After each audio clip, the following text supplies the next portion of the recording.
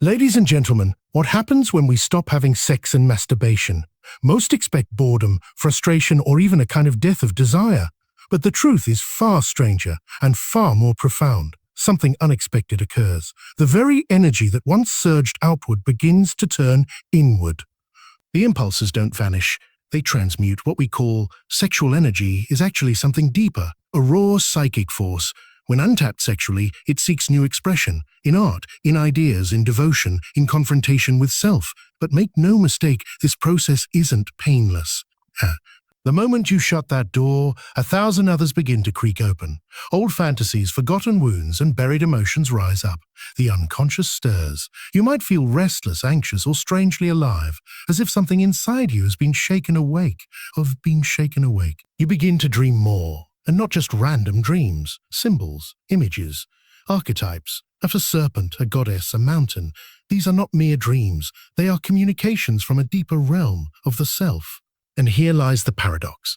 In renouncing physical release, you encounter psychological truth. You begin to confront the shadow, the parts of you you've denied, suppressed, or feared. And only by facing these inner demons can you integrate them. Only by stepping into discomfort can you begin to grow.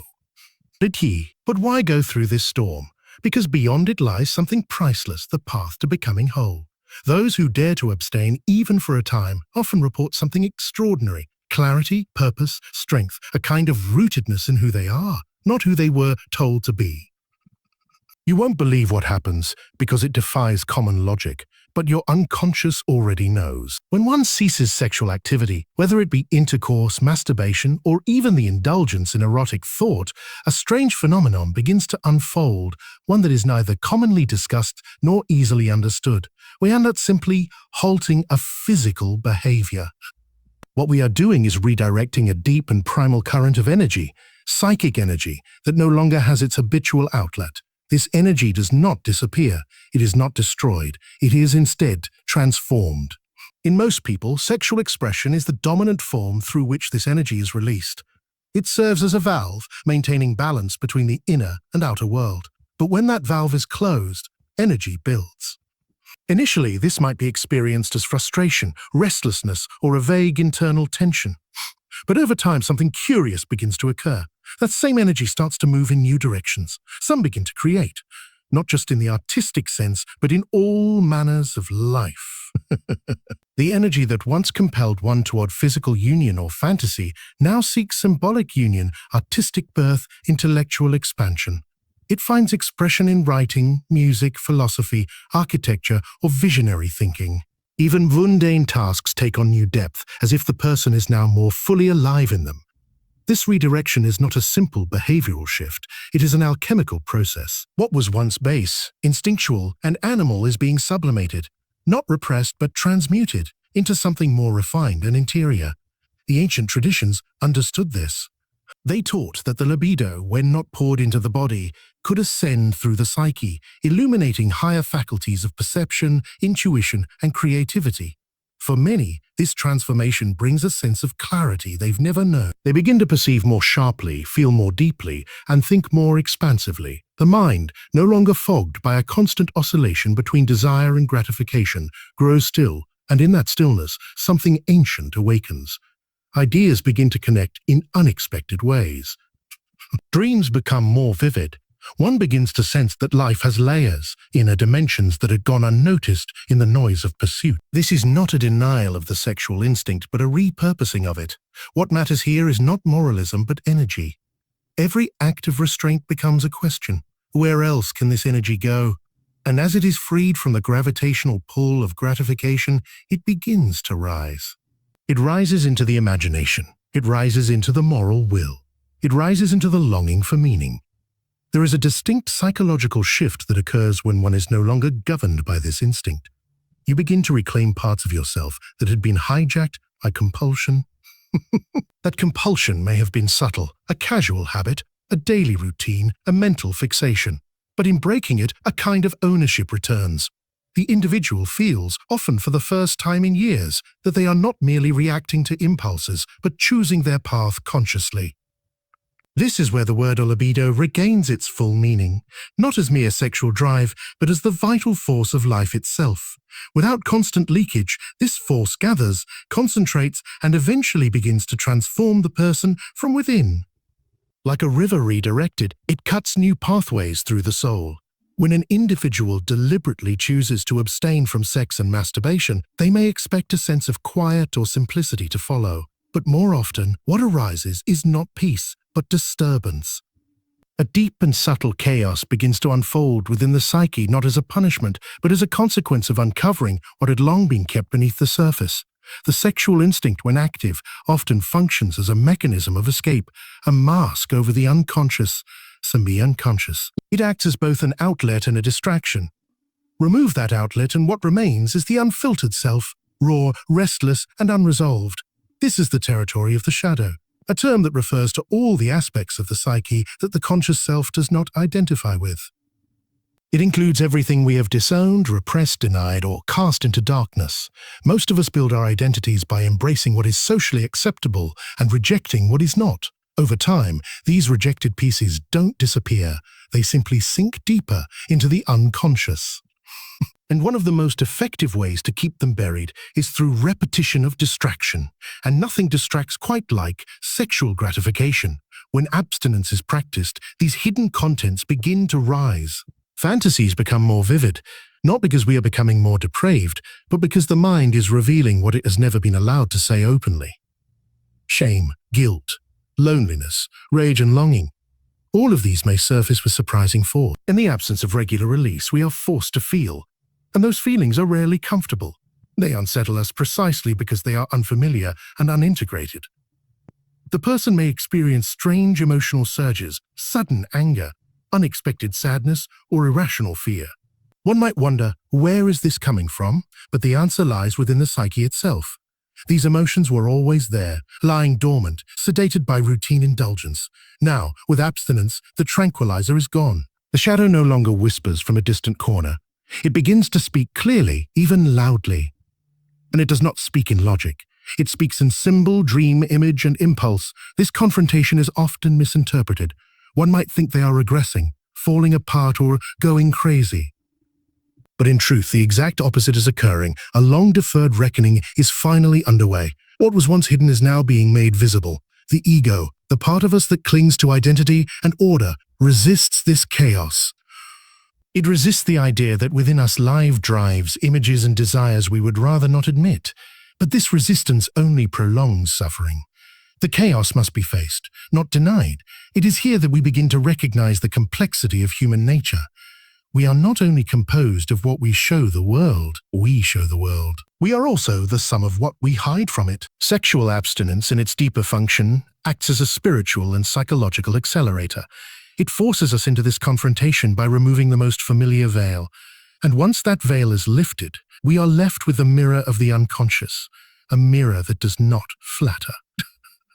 In some cases, this inner chaos manifests physically: insomnia, fatigue, heightened sensitivity, even panic. These are not simply withdrawal symptoms, they are somatic echoes of the psychic unraveling. The body, too, holds the shadow. The tension that arises is not just chemical, it is symbolic. It reflects the friction between the ego's need for control and the unconscious's desire to be known. When a person abstains from sex and masturbation, they do not simply create a behavioral void. They open a psychic space, a space the unconscious immediately begins to fill. That which was once discharged through the body now seeks expression through image, symbol, and narrative. This shift is not merely psychological in the conventional sense. It is mythic. It is in this period of abstention that dreams, visions, and inner imagery begin to intensify. And more often than not, these are not ordinary dreams. They are archetypal. Archetypes are not personal memories or fantasies. They are universal patterns embedded deep within the human psyche, timeless forms that shape the way we perceive the world and ourselves. They appear in myths, religions, art, and most vividly in dreams. During sexual abstinence, these forms are unblocked, no longer masked or diluted by constant release and gratification. They rise from the depths, pressing themselves into consciousness through the language of the dream world. This is not a random occurrence. The sexual drive, being so closely tied to life energy, has long been a gateway between the personal and the archetypal. When this energy is retained, it is as though a door is opened to a deeper stratum of being. The unconscious begins to speak with greater clarity, and it speaks in its native tongue, not words but symbols. One might begin to dream of serpents, oceans, caves, fire, or the moon. These are not simply random images. They are messages from a deeper intelligence. The serpent, for example, may represent transformation, forbidden knowledge, or the tension between instinct and spiritual ascent. The ocean might symbolize the vast and mysterious unconscious, while the cave can signify retreat into the self or confrontation with buried truths. These images are not created by the conscious mind. They are discovered, appearing suddenly, with a force that often lingers long after waking. Such dreams tend to feel different from ordinary ones. They are heavier, charged with emotion, often accompanied by a sense of significance that defies explanation. A man who has abstained for some time may find himself encountering a dark feminine figure in his dreams, sometimes seductive, sometimes terrifying. This figure is not merely a projection of desire. It is the anima, the inner feminine aspect of his psyche. Likewise, a woman might dream of powerful, mysterious male figures, not reflections of romantic longing, but manifestations of the animus, her inner masculine presence. These encounters are not to be dismissed or pathologized. They are sacred in the psychological sense. They reveal the tension between opposites within the self, the struggle toward integration. In the absence of outward sexual engagement, the unconscious compels an inward encounter, one that plays out in symbols older than the individual who dreams them. What emerges in this stage is not merely fantasy, but vision, a kind of inner knowing that bypasses rational thought. One might awaken with a feeling of having received a message, even if its meaning remains obscure. Others may begin to experience waking visions, sudden intuitions, or synchronicities that defy logic. The veil between the conscious mind and the unconscious becomes thinner. The mundane world begins to feel symbolic itself, as though reality is speaking in metaphor. These are not hallucinations. They are revelations. To the modern mind, raised on science and certainty, they may seem like nonsense or delusion. But to the deeper psyche, they are nourishment, reminders that life is not simply material, but mythic. The act of abstaining strips away distraction and brings one closer to the inner world where the gods and monsters of the human spirit still reside. When one steps away from the habitual patterns of sex and masturbation, there is often an expectation of immediate clarity, inner strength, or even spiritual awakening. But the initial reality is often far more complex and far less comfortable. The psyche, accustomed to a reliable form of release and emotional regulation, enters into a period of disorientation. This turbulence is not evidence of something gone wrong.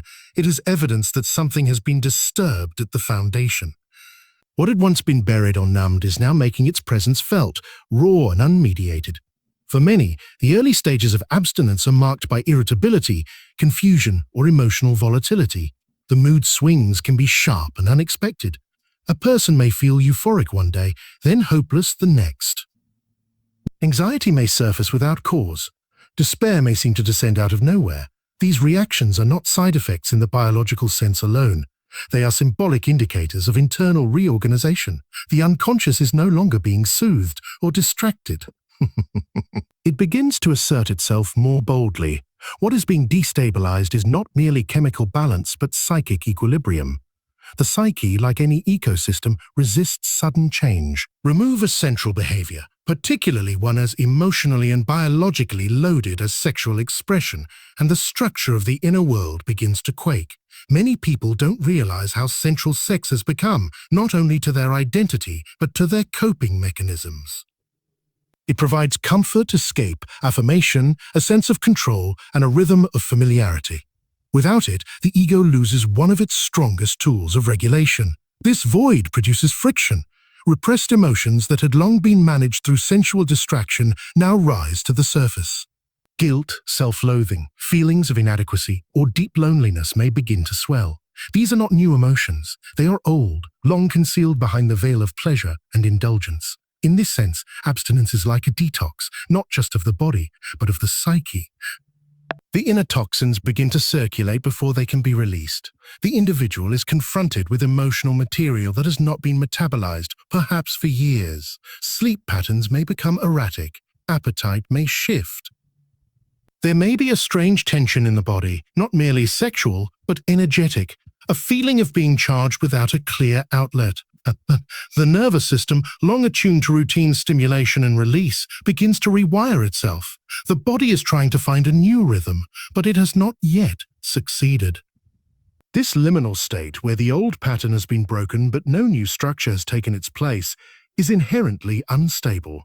In this instability, the unconscious becomes more vocal, not just in dreams but in impulses, fears, compulsions, and fantasies. A person may find themselves suddenly obsessed with unrelated desires, as if the psyche is trying to compensate for the absence of the usual outlet. This compensation can take many forms: overworking, overthinking, craving control, or swinging between extremes. These behaviors are expressions of a system trying to re-establish equilibrium.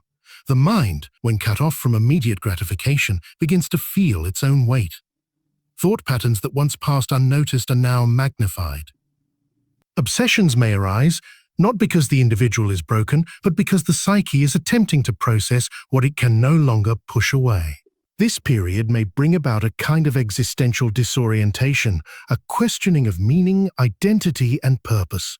Much of what had once been unconscious becomes conscious, and that visibility is often painful before it becomes transformative.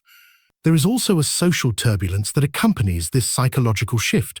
One may feel alienated from others, more acutely aware of the ways in which sexuality permeates culture, conversation, entertainment, and even relationships. The withdrawal from this shared current can create a sense of isolation or detachment.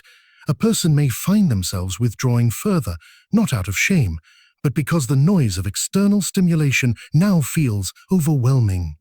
Abstaining from sex and masturbation over time becomes something far greater than a behavioral change or an act of discipline. It becomes a catalyst for inner differentiation, the slow, often painful, but essential movement toward wholeness. This process has been known across spiritual and psychological traditions not as repression, but as individuation, the unfolding of the true self beneath layers of persona, compulsion, and inherited identity. Individuation is not the achievement of perfection, but the integration of opposites. It is the reconciliation between light and dark, between the ego and the unconscious, between what one believes themselves to be and what they truly are. Sexuality, when lived unconsciously, often binds the individual to external patterns, to fantasies not their own, to roles they were conditioned to play, to the endless cycle of desire and release that never truly satisfies. In that state, the self is fragmented. It is spread thin across instincts, needs, images, and behaviors that do not originate from within, but from culture, trauma, or collective norms. When sexual expression is paused or transmuted, the psyche begins to reclaim those fragmented parts. The energy that once flowed outward is now drawn inward, illuminating the inner landscape in a new light. The self is no longer defined by what it wants in the immediate sense, but by what it is becoming. This shift initiates the journey inward, a descent into the deeper layers of the personality where the authentic self resides. Not the self that pleases others or seeks validation, but the self that exists prior to influence. As the sexual impulse is no longer gratified on demand, it undergoes transformation. It no longer drives toward possession or performance, but toward understanding. The archetype of the lover, once projected onto others or externalized through fantasy, begins to manifest within. One begins to see that what they were chasing in the other was, in some sense, a reflection of something missing in themselves. The search for union becomes internal. It becomes the attempt to bring together the masculine and feminine within, the logos and the eros, the intellect and the soul. In this inward movement, values shift. Pleasure is no longer the measure of meaning. One begins to live more symbolically, more deliberately. Encounters, thoughts, and even moods take on depth. The person becomes more sensitive to their own intuition, more alert to patterns that once escaped notice. The unconscious, no longer silenced by stimulation, becomes a guide. Dreams are taken seriously. Silence is no longer feared. The self begins to emerge not as a construct, but as a living mystery being slowly unveiled. This emergence is marked by increased self-responsibility. There is less blaming of others, less projection. When the erotic force is integrated, it no longer hijacks relationships or distorts perceptions. It becomes a source of vitality, imagination, and ethical clarity. The person becomes less dependent on others for their sense of completeness. Relationships, when they occur, are no longer arenas of possession or compensation, but spaces of mutual recognition and growth. In many cases, this process is accompanied by a redefinition of identity itself. Roles that once felt essential, the seducer, the romantic, the performer, begin to dissolve. What remains is not a blank slate, but a deeper presence, an individual who is not driven primarily by lack, but by awareness. The energy once spent in pursuit is now harnessed in service of becoming. The outer world may seem less captivating, but the inner world becomes richer, more nuanced, and strangely more real. The sense of self no longer floats on the surface of experience, but becomes rooted in something timeless. What once fragmented the psyche now becomes the force that unifies it. The impulses that once scattered attention now deepen it. The person begins to feel whole, not because they have escaped desire, but because they have allowed it to lead them back to themselves.